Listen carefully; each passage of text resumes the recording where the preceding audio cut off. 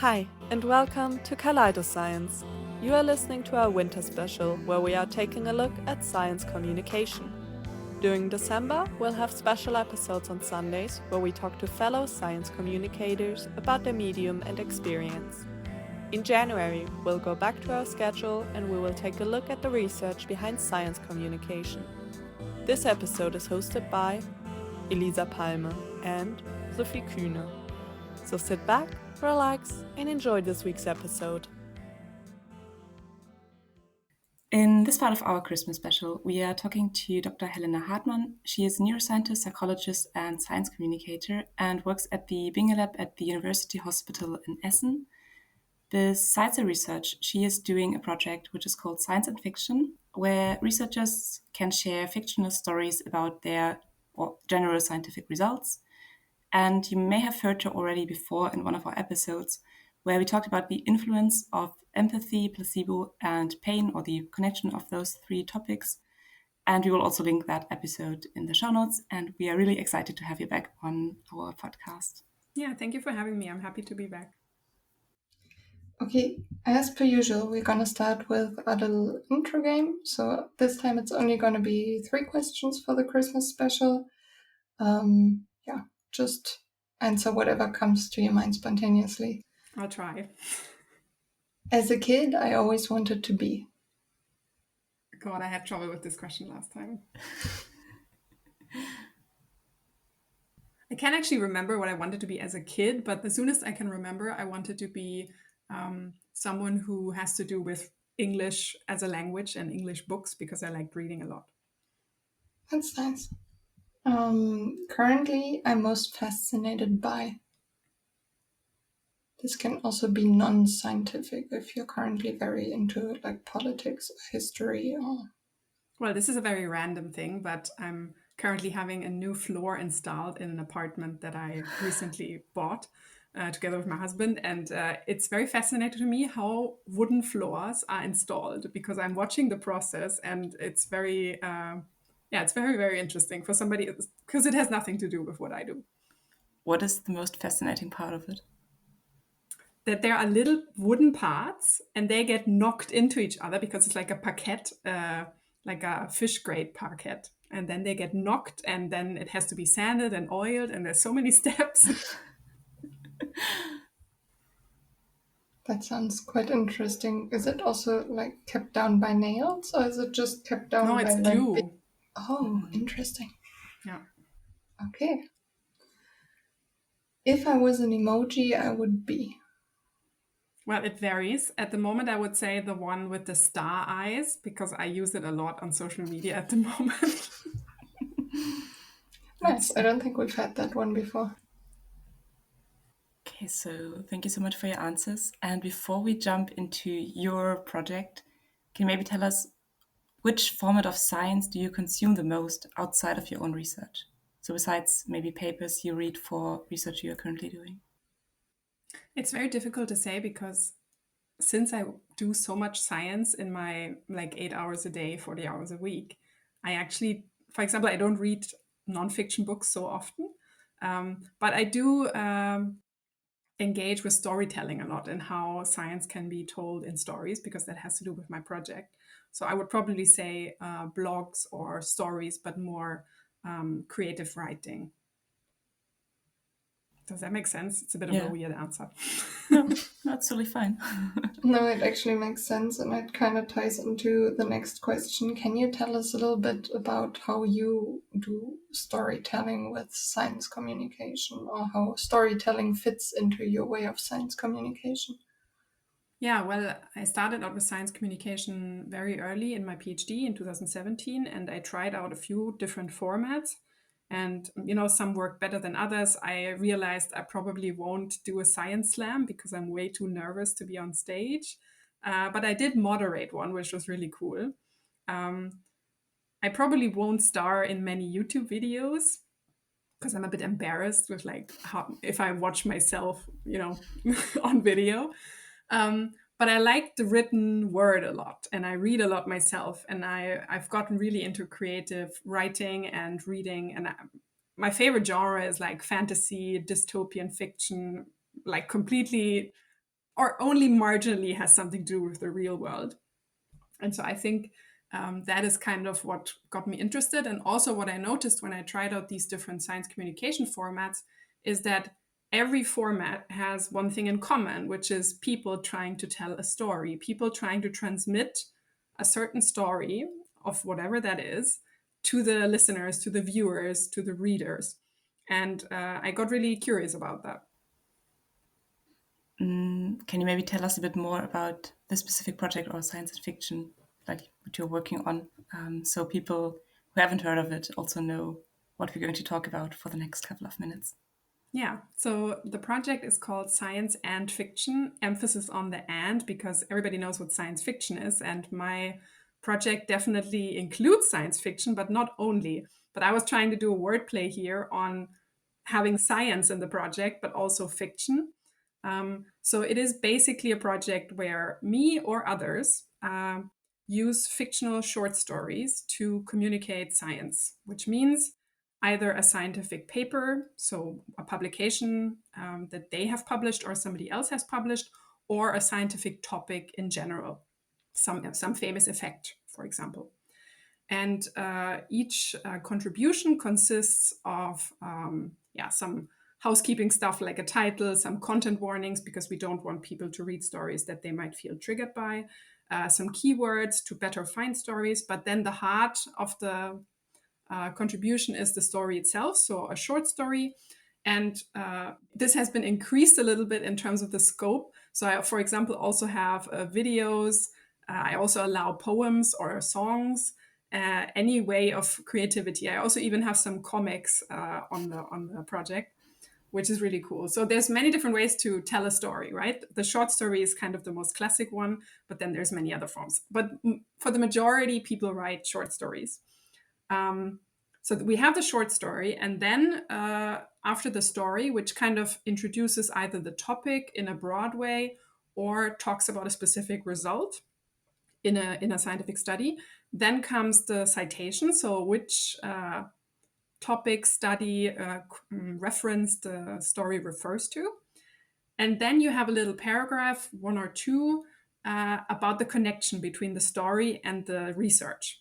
And this is also really important because sometimes if we just read a fictional story, it may be very hard to kind of take the step, which can sometimes be small, sometimes be big, towards the actual science that happened.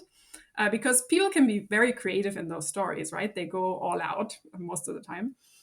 And so then you have a paragraph explaining the connection, trying to explain what happened in the study in easy words and in a more lay language, and then connecting it to the topic of the story and what happened there. So for example, one of the first stories I wrote was about a girl who gets a pill from her friend, and the friend says, that pill transformed my life. You will see and feel in a completely different way. So she takes the pill, she goes outside, and she has really crazy experiences, which I won't spoiler. You can have a look. The story is called Emotion to Go. And obviously, that's not what we did in the study that the story is connected to. So the study was actually also people taking a pill. So kind of the topic was the same, but of course for a different reason. So this is kind of roughly what each contribution includes. Is there any, I don't want to say rule, but do you tell people kind of any constraint of how close the story needs to be to their research? Or is it just, well, if you can make a connection afterwards, then it's fine? I actually tried to leave very much creative freedom in that regard. So I didn't want to limit people, especially my guest writers. So of course I can pay attention that the story kind of, makes sense in terms of the study it wants to explain. But other people are creative in their own ways. And I wanted to first, when I started the project, I first wanted to see what people submit. And then kind of make up the rules as I go along. And that has worked out quite well so far. So I think people are very free in what they want to write. The most important thing is that this paragraph at the end connects it all and explains it all. So even if the story includes something that would never be done in a scientific study or in actual research, for example, because of ethical reasons or because it's completely futuristic, that has to be at least mentioned in this explanatory paragraph at the end. I think that's really cool. When you first talked about it last time, I had some trouble imagining it, but then I checked out your website, and I think it's such a cool way to make science like accessible to more people and explain science to more people. What would you say are some challenges that might be specific to your medium of science communication? Yeah, so I created my own website for it and I have the stories there, but obviously it's still texts in a kind of longish format, depending on how long the story is. So people have to spend time on the website. They have to click on the story, they have to read the full story and come all the way to the bottom where the kind of most important thing is, which is the science communication, right? And the story is meant to act as kind of an entryway or a gateway into the real science, right? So people get interested because they like reading and they like stories, but then they come to the real science. So that is, I think, tricky. And I've been playing around a bit with website analytics to try and find out how long people are on the website and which stories are read more than others. And that's been super interesting and informative, I would say. And I do see that people stay on the website for, let's say, 1 to 2 minutes, which is enough to read one story, I would say, because the stories are not so long. They're usually half a page to a page. Sometimes you have comics or only a video, so it's faster. And some are really short, just 1 or 2 paragraphs. And I think that's a good first step. But for me, also taking it to the next level is to think more about how I can, engage people. Maybe, I'm also on many social media sites, but different people are on different social media channels. So you have to think about who you want to reach. And I think that's one of the big challenges with any science communication. How do you reach the people that you want to reach, right? And in my case, I think I have a quite wide target group, which is just, young adults, I would say adolescents and young adults who are interested in reading, up to older adults, of course. And those are pretty much everywhere. But I still think it's hard. It's difficult to do this step from the science bubble, which is all my friends and colleagues and their friends, and then maybe my family and so on, to outside of that bubble. And I think, but that's a very general challenge for everyone doing science communication, I think. Yeah, I think so too. Do you manage like all the stories and everything yourself? I assume you do some kind of like quality check before you upload a story. Do you do all of this by yourself? Yes, at the moment, yes. So I started in 2023 just writing stories myself. So I didn't have guest contributions from the beginning. So it was very easy. And I also wanted to commit to a regular upload, but not so frequently that I would stop at some point because I couldn't manage it on my own. So I decided for once a month, which is not very often, let's say, in the social media world, but it's okay for like a blog that comes out regularly. So I started with once a month, and I had a few stories written already in my kind of storage space. So I wasn't getting stressed out in the beginning. I could just post, and and after a few months, I started. I thought it would be nice if other people could contribute stories, just because I write in a certain way and in a certain genre, and mostly about my own research, and that's very limited. But I want this project to expand further to include many different research fields. Um, so that's why I wanted other people to contribute as well. And the process is usually that I have a lot of explanation on my website how you can contribute if you want to write. There's a bit of a intro that you can read. And then I have a Google form where people can just submit stories anytime. And I usually have like 4 weeks time to read the story and give feedback on it if it's something appropriate for the blog. And so I read every story. I'm also the one translating the stories into the second language. So I publish bilingually in English and German. And so most of the stories are submitted in English. So then I translate them to German. But it's once a month. So usually I take one weekend, and I have a lot of planning beforehand and throughout the year, because I basically reserve slots for people. So if they're interested in writing, they usually contact me and say, hey, can I write something? And then I reserve them a month. So I know a few months ahead who's going to publish when. that doesn't always work, because then people, life gets in the way. People say, oh, I can't make it, can we shift, and so on. So I always have some backup stories of my own in case a month is empty, basically. But that has worked out well and without too much stress so far. And the only other, let's say, more time-consuming thing that I do is the artwork. So I do the pictures on Canva. So I have templates for everything. I just have to do for the single stories. And I create posts for Instagram, which is also, I would say, the most time-consuming, because you have to do multiple different pages and then text on it and so on. Captions and yeah. Because I think that's really cool, because, I mean, we are 5 people, so we do this in a very different way, because we have 5 people who are involved and also have different, like, roles in the setting of a podcast, so... Yeah, it can be, I guess it can be interesting to do it with more people. I guess because it was such a project that I kind of thought of myself in like my corner at some time around Christmas, I thought it would be cool to do something like that. I haven't felt the need to onboard more people to support with the work, but I don't know where the project is going, right? And I would be super happy if it expands and, things are going in a bit more large scale direction to get more help. Maybe in contrast to what is challenging, what do you like most about writing fictional science stories? What I found really fascinating is that in the beginning, you might think that fictional stories and creative writing have nothing to do with science, or very little, because science is a real deal, like the research that is being done in the lab, right? But then on the other hand, there's many, many fictional stories and books on sciencey topics. And I always found it very cool. And I really wanted to try to connect these two things. So storytelling and creative stories with actual science. Because if you look at a scientific paper, I don't know, not even the scientists read the full paper at this point, because it's written in a very difficult, complex way, hard to understand, very long sentences, difficult words.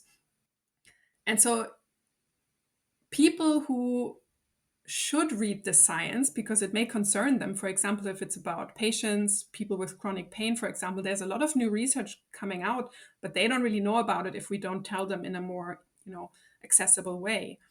And maybe if the stories could get people interested in the research, and then maybe they do have a look at the paper and just browse through the abstract and read my paragraph about what the study is about and kind of understand better how science is being done. That would be really cool. That is kind of the very lofty goal of this. What I find really difficult is how to combine the science with the story. So when I read papers or when I'm involved in research myself, the results are always quite specific. The methods were really important. It's really important to consider everything that has happened, to interpret the result you got, and to kind of get whatever you find into words or your discussion part. And I just really can't wrap my head around of how to get this really specific part into a story that is then still accurate enough and fun to read, and still is related to that. I mean, it should be related to it, because science is always to some regard grounded in the real world, but just how to get it back from this really specific point to a more general story. Yeah, I think that's the difficulty when writing fictional stories, but that's also why I don't limit the creative freedom, because some people may have a very specific idea how they can explain their scientific results exactly in a story. Others may just have the general topic in mind and just want to write like a little entry passage into the study, right? Without actually talking about the research or the results. So I think we have to actually step away from the research and just really take a very big step away and be a bit more creative, branch out, and then at the end find your way back So I think that's also kind of a process of creative writing, is to just see where it takes you, right? See where it goes. And I don't think the stories need to be scientifically 100% accurate. I think that's very important. That is the point of storytelling, to make you envision different things, even if they're not realistic at all. They make you dive in and really, connect with the characters and with the story. And if you explain it at the end, how it is connected to the real research and the study or the result, then I think you can do whatever you want in the story. You can really be as creative as you want. And some people on the blog actually write more realistic, so not nonfiction, but just everyday life, people going through different things. But some people also write fantasy and science fiction and robots and, I don't know, many dragons. I haven't had dragons actually, but I'd love to have some. And of course, we know that no dragon has appeared in like a scientific research study. But I think, making that clear and also leaving the story as a creative piece on its own and using it to just nudge people into the direction of the real science. That is already, if that is achieved, then I'm already happy. I feel like being like working in science myself and being a scientist, you get trimmed so hard to just tell the mere facts and the truth. Yeah. Just the statistics. That's the most important part, the outcome.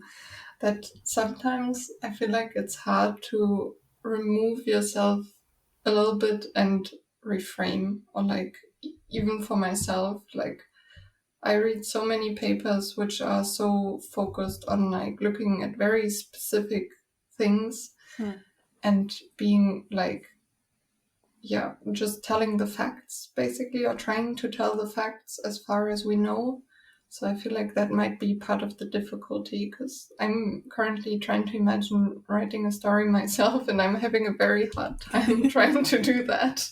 You don't know before trying. And actually, all the authors I've had are like, I don't even know. I was like very, I had no idea whether this was going to work. And they were all very surprised in the end, how once they started to just put down some ideas, how it flowed, basically.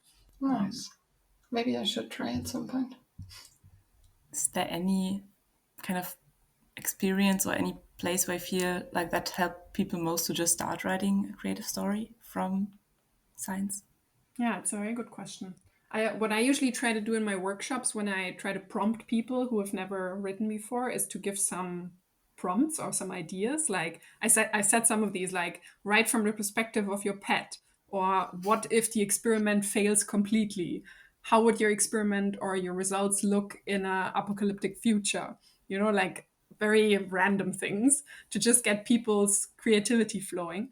And I've also had it that people use AI to get some ideas in the beginning. So they can use ChatGPT or other AIs to say, hey, this is my paper. What could be a cool, like, creative story? And then they use that as a start. And that's completely fine, I think. Actually, because I've recently come across it, I've now also included in the submission form a question on that, whether people use the AI, because I guess it would be good to mention it in the stories. And then I think once the first few words are down, people, it gets easier over time. And that's also something I've noticed.